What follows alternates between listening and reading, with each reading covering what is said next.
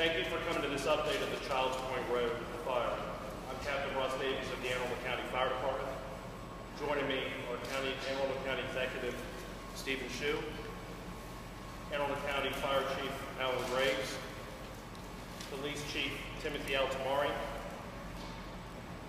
Mr. Brian Geraci, the Maryland State Fire Marshal, Mr. Wes Adams, the Annapolis County State's Attorney, Mr. Bill McMullen, Special Agent in charge of the Baltimore Field Office of the ATF. At this time, we would like to acknowledge some of our partner agencies, the Annapolis County Police, the State Fire Marshal's Office, the City of Annapolis Fire Marshal's Office, and the Fire Marshal's Office for Prince George's County Fire, as long as some support agencies that have been assisting us, Annapolis County Public Works, and the Chesapeake Search and Rescue.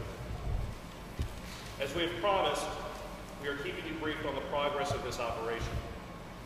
This morning, we were able to secure the structure to make it safe for investigators to enter. A search with a cadaver canine resulted in positive alerts.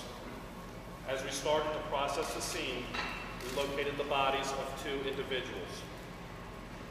The Office of the Chief Medical Examiner for the state of Maryland took possession of the bodies and transported them to Baltimore for autopsy and identification. There is still a lot of work to be done.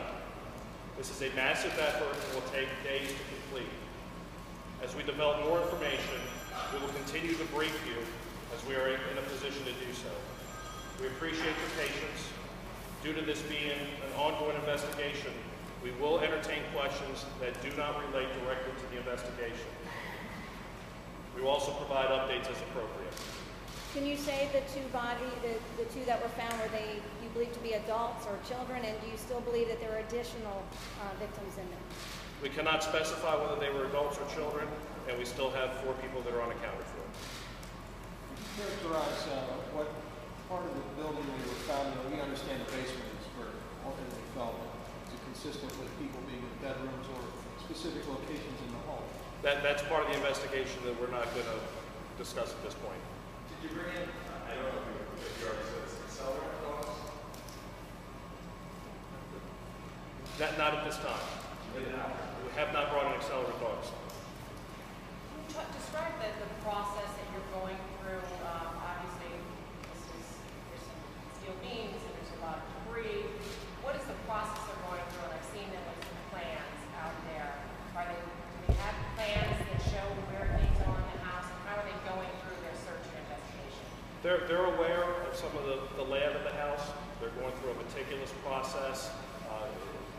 There's a lot of heavy materials from the house, as been described previously. This isn't built like a typical residential house. This is built more like a commercial structure. So it's a time-consuming process that they're going through right now. Can you say, are these bodies able to be identified promptly, or is this going to require a lot of work to identify? That'll be a function of the state medical examiner's office. Can you talk a little bit more about how deep in they were able to go today in terms of digging into the debris? And were they able to find them relatively quickly? We had heard that the family members were helping, the fire department to know kind of where to look. The operations today are still continuing, so it's really not appropriate to specify how much progress we've made together. Those are still ongoing. So, I'm sorry, I think you were asked this, but I was unable to hear. Did you say what area of the home we filed for discovery? No, we did not. We note you have a prosecutor here and a law enforcement presence. Can you tell us anything about the status of any sort of criminal investigation that's occurring and whether or not there's evidence of a crime that's developed today? As is a standard practice with all fire investigations, we handle it as a criminal investigation. That is the reason. The reason is because when we go into these, we don't know from the beginning whether they are accidental or intentional.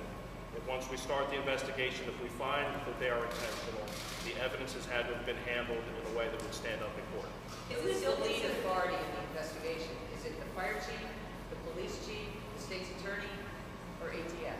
The lead group is the Annapolis County Fire Investigators, Fire Marshal's Office. So are you still calling this suspicious? I don't believe we've ever called this is suspicious. Are you still considering it not suspicious?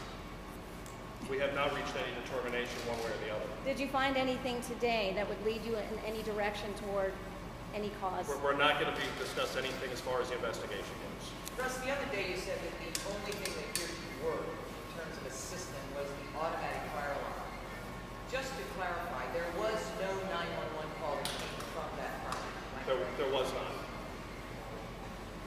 Do you have an idea of how long it will take medical exams to determine what the cause of death was in this case? No, that'd be a question that has to be directed to them. Okay. We will keep you updated as we can. Thank you very much for your patience.